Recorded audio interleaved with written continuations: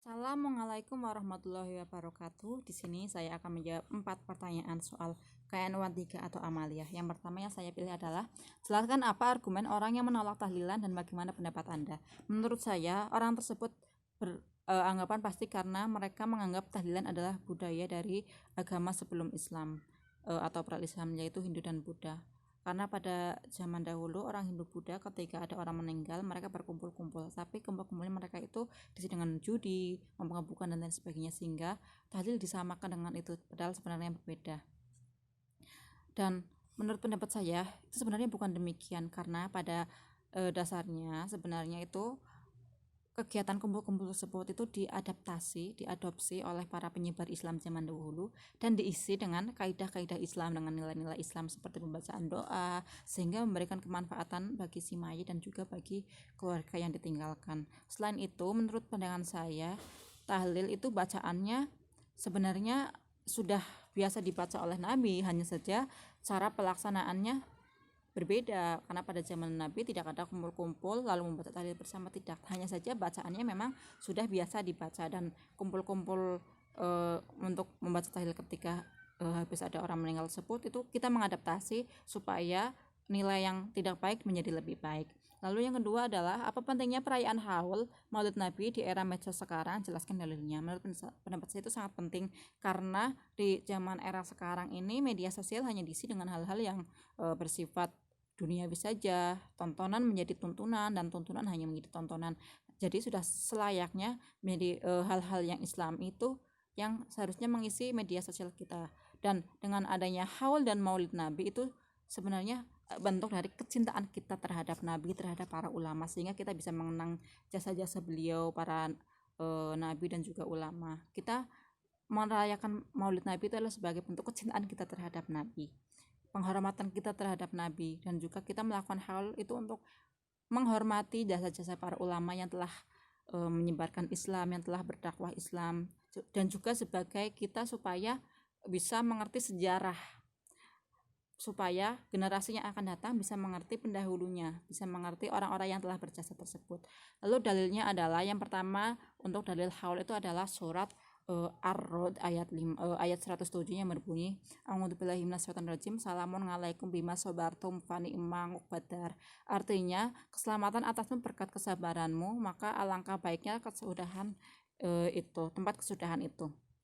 Lalu yang kedua adalah untuk maulid Nabi, dalilnya adalah Quran surat Al-Ahzab ayat 56.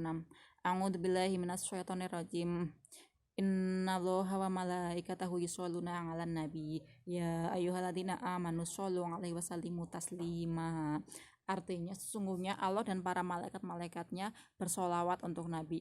Hai orang-orang yang beriman, bersolawatlah kamu kepada Nabi dan ucapkanlah salam penghormatan kepadanya. Lalu yang ketiga yang saya pilih adalah, apa dalil disyariatkannya zikir dengan biji tasbih? Itu sesuai dengan hadis Nabi yang diriwayatkan oleh beberapa orang ini yang berbunyi, A'udzubillahi minasyaitonirrajim, ngan Aisyah binti Sangid ibni Abi Waqqas ngan abiha annahu dakhala ma'a Rasulullah sallallahu alaihi wasallam ngala amra'atin wa baina yadaiha nawan aw hason tusabbihu bihi. Artinya, dari Aisyah binti Sa'id ibnu Abi Waqqas dari ayahnya, bahwa sesungguhnya ayahnya bersama Rasulullah Shallallahu Alaihi Wasallam pernah mendatangi seorang wanita dan di hadapannya terdapat beberapa biji kurma atau kerikil yang ia gunakan untuk bertasbih. Hadis riwayat Abu Dawud, At-Tirmidzi, Al-Hakim dan Al-Baihaqi.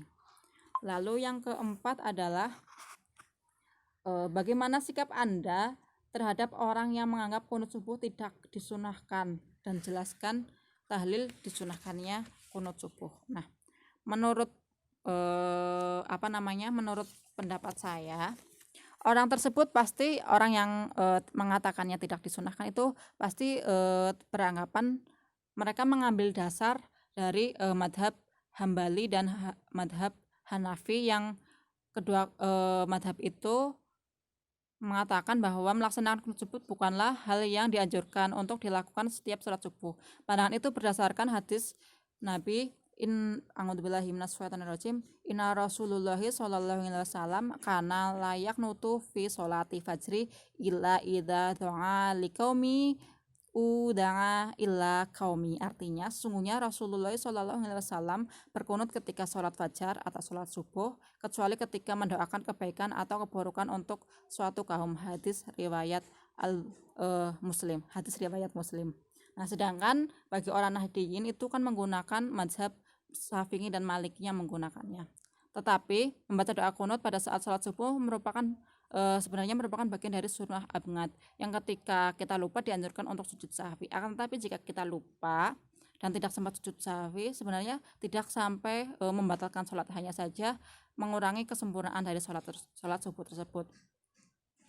Sesungguhnya alangkah baiknya jika perbedaan pendapat tersebut terhadap tentang kunut subuh itu tidak sampai mengganggu keharmonisan hubungan antar sesama manusia, karena memang kunut itu memang sunnah dan memang dianjurkan untuk dilaksanakan. Dan dalil kunut subuh adalah Bismillahirrahmanirrahim, an Anis ibnu Malik qala mazala Rasulullah sallallahu alaihi wasallam yaknutu fil fajri hatta farokol dunia. Artinya dari Anas ibnu Malik berkata, Rasulullah SAW tidak pernah meninggalkan kunut dalam sholat fajar atau subuh hingga beliau meninggal dunia. Hadis riwayat Ahmad, Abdurrazzaq Ad-Darqutni dan Ishaq bin Rahawih.